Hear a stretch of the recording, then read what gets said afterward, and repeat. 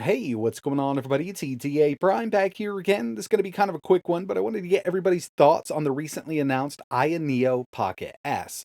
Now, of course, they did kind of tease this a while ago, but recently over on their website and YouTube channel, they posted quite a bit about this upcoming handheld. And I gotta say, this thing looks absolutely beautiful. AYANEO really does know how to design a handheld, but one thing to keep in mind here is this is actually their new Android handheld. And I gotta say, this thing looks absolutely beautiful. Super thin design, 1440p display, and it's powered by the Snapdragon G3x Gen 2 with up to 15 watts of power on demand. They really did go all out with the design here of the new Pocket S, only 14 millimeters thin, and everything that we've seen so far with this screen in action, I mean, it looks phenomenal. And over on the side here, they even have a performance switch to allow maximum performance. And since this is in a handheld form factor and not a phone, we do have active cooling, which will allow us to keep those boost clocks on the GPU and the CPU up for long periods of time. It'll even come pre-installed with ISpace for Android and on-screen key mapping for games that need on-screen key mapping, i.e. Genshin Impact for Android still doesn't have native Android controller support. So this is going to come in really handy. There are other games on the market that really do need this. You can really utilize on-screen key mapping with these physical controls. But yeah, I mean, they've released a lot of information so far. Unfortunately, the only thing that they haven't released is the pricing of the upcoming Pocket S. It does look like we're going to be getting two different color variants, a black or a darker colored version, and we've also got the white version that they've shown off so far. Personally, I'm not sure which one I'd like more. It really depends on if that black is a real fingerprint magnet or not. RGB rings around those analog sticks, and this is really indicative of other AYANEO devices. They also released a couple images of this thing in what I consider dock mode, so hopefully it does support display over USB Type-C, and I don't see why it wouldn't with that Snapdragon G3x Gen 2. The chip is fully capable of it, just hopefully they do utilize it straight out of the box, because this is kind of a must for these newer Android handheld devices hitting the market. A lot of people do want to go to dock mode and kind of use separate controllers and just have a bigger screen to play on.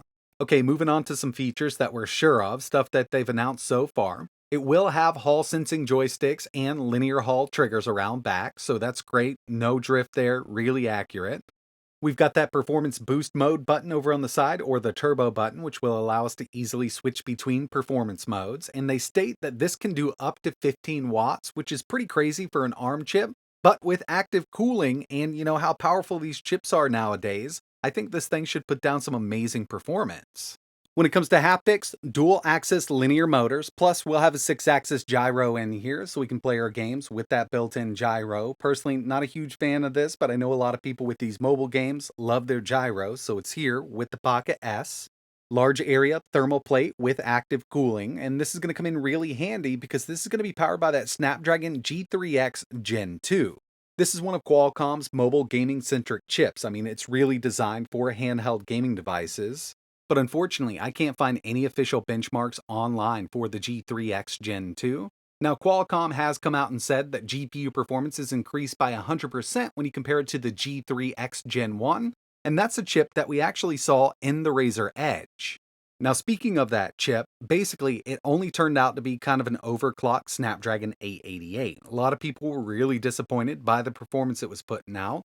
But when that device came out, there weren't a lot of other dedicated Android handhelds on the market with that kind of power. It was putting out some really good performance, but it kind of paled in comparison to some of the higher end Android handsets on the market with the Snapdragon 8 Gen 2, and now that we have the Snapdragon 8 Gen 3, I don't know if the G3X Gen 2 will be able to keep up with a chipset like that. Now, of course, Qualcomm did design this specifically for gaming. We do have that boost up to 15 watts, and we can do 15 watts sustained performance because of the cooling system here. And the GPU, which just happens to be the new Adreno A32, is clocked up to 1 gigahertz, and the Cryo Prime Ultra cores in the G3X Gen 2 do clock up to 3.36 gigahertz. So there is a chance we're going to see some absolutely amazing performance out of this handheld. There's no doubt in my mind that this is going to be able to handle all of the Android games on the market right now. We're going to be able to max out Genshin Impact, emulators, no problem for PSP, PS2, Wii, GameCube, and even some Switch games using the Yuzu emulator for Android. Now, it's still a bit early for that emulator, but it's coming along quite nicely. But that's really where the question comes in. Is it going to be worth picking an Android device up where we're going to be limited up to Switch, or maybe fork out some more money, not worry about battery life so much, and pick up something with an x86 CPU? I think when it comes down to it, we need to know the price of the new Pocket S. There's no doubt, really does look like an amazing Android handheld, but with all of the super powerful handhelds on the market right now, powered by Ryzen, and even upcoming Intel handhelds, is there still a place for an Android device like this? I personally think there is, as long as they can get that price right. So that's what I'd like to know from you guys in the comments below. Is this something you'd be interested in picking up at the right price point? And what would be the right price point for the Pocket S? Let me know down below. And if you're interested in learning a little more, I'll leave some links to their website and YouTube channel. But that's going to wrap it up for this one. Kind of wanted to start a conversation, just get your thoughts on it. If you've got any questions, let me know down below. And like always, thanks for watching.